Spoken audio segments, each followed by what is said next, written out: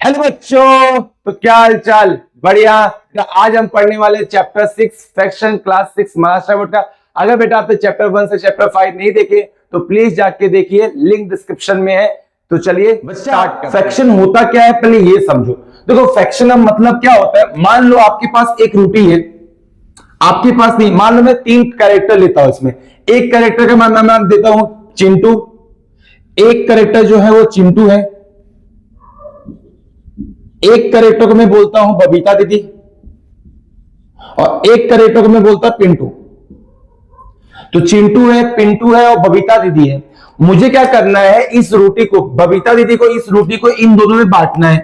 बबीता दीदी को इस रोटी को, ये क्या है आपके पास रोटी का चपाती है, चपाती बोल सकते हो बेटा। तो इस रोटी को आपको क्या करना है, बबीता दीदी को 2 लोगों में बांटना है, चिंटू और पिंटू में। तो ये कैसे बांटेंगे बबीता दीदी? रोटी कितनी है बेटा? 1। बांटना कितने में है? 2। तो आप कहोगे, बबीता दीदी क्या कहेगी कि भाई इसको 2 भागों में मैं बांट देती हूं। तो 2 भागों में बांटने का मतलब क्या हो गया कि पूरा रोटी 1 था, तो 1 रोटी था, कितने भागों में बांटा गया? 2 भागों में, यानी हाफ कर दिया गया सर, हाफ कर दिया गया। मतलब क्या, फ्रैक्शन क्या होता है जो कि आपके पास P/Q के फॉर्म में होता है सर। मतलब जिसका अपॉन के फॉर्म में होगा उसको हम लोग फ्रैक्शन बोलते हैं, यानी ऊपर कुछ रहेगा नीचे कुछ रहेगा तो उसको हम फ्रैक्शन बोलते हैं। P/Q के फॉर्म में रहेगा तो उसको फ्रैक्शन बोलते हो सर। और एक बात बताओ, अगर मान लो इसको 4 लोगों में बांटना होगा, इस रोटी को, तो इस रोटी को 4 लोगों में बांटना होगा तो क्या होगा? तो 4 लोगों में बांटना होगा तो रोटी कितनी थी बेटा? 1। बांटना कितने में है? 4। तो इसको क्या लिखोगे? 1/4। मान लो इसको 4 में नहीं बांटना है, 6 में बांटना है, तो आप क्या बोलोगे? रोटी कितनी थी बेटा? 1। बांटना कितने में है? 6। तो 1/6। मान लो आपने क्या किया, यहां से भी एक क्रॉस मार दिया, तो रोटी कितनी थी बेटा? रोटी कितनी थी? 1। बांटना कितने में है? 8। तो फ्रैक्शन कुछ ये होता है कि कोई भी एक एंटिटी है उसको आप कितने पीसेस में बांट रहे हो उसको आप बोलते हो फ्रैक्शन। अब बेटा इसमें याद रखना, मैं आपसे पूछ रहा हूं कि मुझे बताओ 1/2 और 1/4 में बड़ा कौन है? 1/2 और 1/4 में बड़ा कौन है? तो बेटा याद रखना, कभी भी ये देख के मत बोल देना कि ये 4 जो है सर बड़ा है। अच्छा 4 का मतलब क्या था? 1/2 का मतलब, 1/4 का मतलब, तो 1/4 का मतलब एक और नाम से जानते हैं इसको, क्वार्टाइल के नाम से, क्वार्टर के नाम से भी जानते हैं, याद रखना इस बात को। और 1/2 को हम लोग किस नाम से जानते हैं? आपको याद होगा, इसको हम हाफ बोलते हैं। बोलते ना कि मुझे आधा दे दो, आधी रोटी दे दो, तो आधी रोटी मतलब हाफ रोटी दे दो। तो 1/2 और 1/4 में बड़ा कौन है सर? देख बेटा बहुत ध्यान समझ, 1/4 का मतलब क्या था सर? एक रोटी थी, उसके 4 हिस्से कर दिए, मतलब ये वाला पार्ट क्या है? ये क्या है? 1/4। सर 1/2 का मतलब क्या है? 1/2 का मतलब ये वाला पार्ट है, ये और ये पूरा पार्ट। तो 1/2 बड़ा है 1/4। सर 1/2 ग्रेटर है किससे? 1/4 से। 1/2 किससे ग्रेटर है? 1/4 से।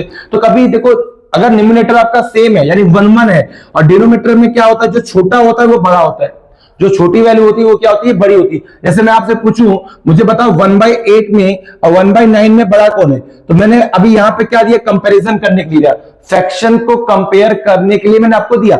अगर सर ये 1 नहीं होता तो मैं बोलता 9 बड़ा है, देखिए जब ये 1 हो गया यानी फ्रैक्शन में था चीजें, तो मैं बोलूंगा 1/8 बड़ा है। मतलब जो वैल्यू छोटी है, ऊपर अगर वैल्यू 1 है तो वैल्यू अगर जो छोटी है उसको हम लोग क्या बोलेंगे? ग्रेटर बोलेंगे।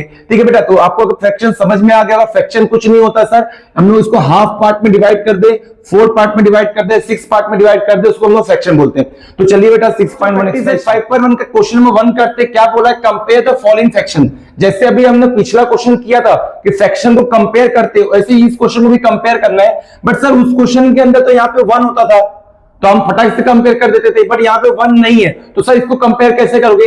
बेटा याद रखना, जब न्यूमरेटर आपका सेम नहीं है, डिनोमिनेटर भी आपका सेम नहीं है, मतलब ऊपर वाला पार्ट भी सेम नहीं है और नीचे वाला पार्ट भी सेम नहीं है, तो आपको बस इतना दिमाग में रखना है कि आपको नीचे वाला सेम करना है, यानी इसका एलसीएम ले लेना है। 3 और 2 का एलसीएम कितना होता है सर? 6 होता है। एक और तरीका बताता हूं बेटा, सिंपल है, 8/3। एक काम करो, 8/3 को, ये जो 3 है ना, इसको सेम करने के लिए क्या करोगे? 2 से मल्टीप्लाई करोगे। किससे करोगे सर? 2 से। 8/3 को किससे मल्टीप्लाई करना है? 2 से। नीचे वाला पार्ट सेम करना है आपको, 6, 8 2 जा 16 हो गया सर। अगर मैं 5/2 की बात करूंगा बेटा, तो 5/2 में आपको ये 2 को अगर 6 बनाना है तो आपको 3 से मल्टीप्लाई करना है, तो 5/2 को किससे कर दोगे बताओ? 3 से कर दिया सर। तो आंसर कितना आ जाएगा? 5 3 15 और 2 3 6। अब इन दोनों में अगर बड़ा कौन? सर नीचे वाला तो सेम है, नीचे वाला तो सेम है, यानी डिनोमिनेटर तो सेम है, तो न्यूमरेटर में कौन ऊपर बड़ा है? 16। तो 16/6 इज ग्रेटर देन 15/6, यानी इसका मतलब सर क्या है, ये वाला किसका पार्ट है, 8/3 किससे बड़ा होगा बेटा, 15/60 क्या है, 5/2, इससे बड़ा हो जाएगा। समझ में आया बेटा? तो कुछ नहीं करना, नीचे वाले पार्ट को सेम करना है। जैसे सर इसमें करना हो तो कैसे करेंगे, 4/9 को नीचे वाले पार्ट को सेम करने के इतना दिमाग में रखो, जो 9 है ना उसको 7 से मल्टीप्लाई करो, और जो 7 है उसको किससे मल्टीप्लाई करोगे, 9 से। तो 4/9 को क्या करोगे बेटा, 4/9 को किससे मल्टीप्लाई कर दो, 7 से सर, और ऊपर भी 7 से, नीचे भी 7 से। 4 7 जा होता है 28, 9 7 जा होता है 63। ठीक है सर, 3/7 को किससे मल्टीप्लाई करोगे, 3 इंटू 7 है तो इसको किससे मल्टीप्लाई करोगे, 9 से। 7 9 3 9 जा, और 7 9 जा हो जाएगा, 7 9 जा होता है 63। ठीक है सर, 9 7 जा होता है 27। आपको ये नीचे वाला जो नंबर है ना, उसको आपको क्या करना है बेटा, सेम करना है। तो यहां पे कितना होगा आपके पास, कौन बड़ा होगा बताओ, 28 27 से बड़ा होता है, तो आप बोलो 28/63 जो है वो बड़ा है किससे, 27/63 से। इसका मतलब है सर 28/63 कहां से आया बेटा, 28/63 4/9 से आया है। तो आप बोलोगे यहां पे 4/9 जो है वो ग्रेटर है किससे, किससे ग्रेटर है, 3/7 से। आई होप आपको ये चीज समझ में आ गया होगा। सर सेम काम आपके लिए इसमें भी करना है, तो इसमें क्या करोगे आप बताओ, 7/10 को मल्टीप्लाई कर दो आप किससे, 14 से और 14 से। 14 7 जा होता है 98, और 10 4 जा होता है 10 14 जा होता है 148। डिवाइड करोगे तो कितना आ जाएगा, इसका आधा कर दो चाहिए तो आधा करोगे कितना आएगा, 49 और 17, 49 और 17। इसकी बात बताओ बता, 9/14 को आपको करना है, 9 को किससे, 14 को किससे करोगे, 10 से। तो 10 ऊपर भी कर दो और 14 से 10 नीचे भी कर दो, नीचे आएगा 140, और ये कितना आ जाएगा 90। 90 का हाफ कितना होता है सर, 90 का हाफ कितना होता है बेटा, 90 का हाफ होता है 45, और ये कितना हो जाएगा बेटा 17। दोनों देखो सेम है डिनोमिनेटर, अगर डिनोमिनेटर सेम है तो बड़ा कौन नंबर है, 49 बड़ा होता है, 45 बड़ा होता है सर, 49 बड़ा होता है। तो कंपैरिजन करो 49/17 बड़ा हो जाएगा 45/17 से। और ये जो पार्ट है वो कहां से आया बेटा, ये जो पार्ट है वो यहां से आया। तो आप बोलोगे 7/10 जो है वो ग्रेटर है किससे, 9/14 से।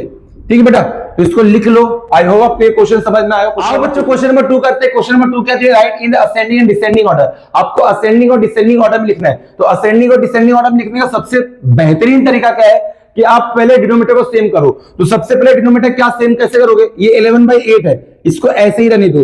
2/4 को क्या करोगे आप, 8 बनाने के लिए 4 को भी 2 से मल्टीप्लाई कर दो, 2 को भी 2 से मल्टीप्लाई कर दो, 2 2 जा 4, 4 2 जा 8, ये भी 8 बन गया। 7/2 को 8 बनाने का तरीका क्या है, 4 2 जा 8, तो यहां पे क्या करोगे 4 से मल्टीप्लाई। तो 7/2 को मल्टीप्लाई करो 4 से, 2 को भी मल्टीप्लाई करो 4 से, 4 2 जा 8, 7 4 जा 28। तो असेंडिंग और डिसेंडिंग ऑर्डर में लिखने का मतलब क्या है, जब बेटा आपको असेंडिंग में लिखना होगा तो आप क्या करोगे, असेंडिंग में लिखना होगा तो क्या करना है आपको, सबसे पहले आपको सबसे छोटा नंबर लेना है। सबसे छोटा क्या है यहाँ पे फ्रैक्शन में, सबसे छोटा क्या है, देखो 4/8, 4/8 का फ्रैक्शन क्या है 2/4, तो सबसे पहले आपका 2/4 आएगा। उससे बड़ा कौन है सर, उससे बड़ा है 11/8, ये आ जाएगा। और उससे बड़ा कौन है सर, उससे बड़ा 28/8 का फ्रैक्शन क्या है बेटा, 7/2, तो ये आ जाएगा 7/2। डिसेंडिंग में लिखने का तरीका क्या है, डिसेंडिंग में लिखने का तरीका क्या है,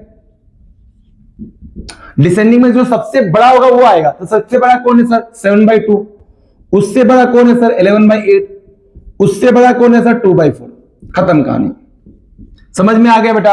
और सेकंड क्वेश्चन में क्या है, इसको आपको इक्वल करना है, मतलब फ्रैक्शन आपका डिनोमिनेटर जो होना चाहिए वो सेम होना चाहिए। तो डिनोमिनेटर कैसे सेम आएगा, 60/9 है, तो एक काम करो 9 को क्या बना दो, 36 बना दो। इसको भी 36 बनाओ, इसको भी 36 बनाओ, इसको भी 36 बनाओ। तो बेटा ये क्वेश्चन मैं आपको होमवर्क में दे रहा हूं, मिलते हैं बेटा पार्ट 2 के अंदर। अगर वीडियो पसंद आया हो तो प्लीज लाइक और कमेंट जरूर करना।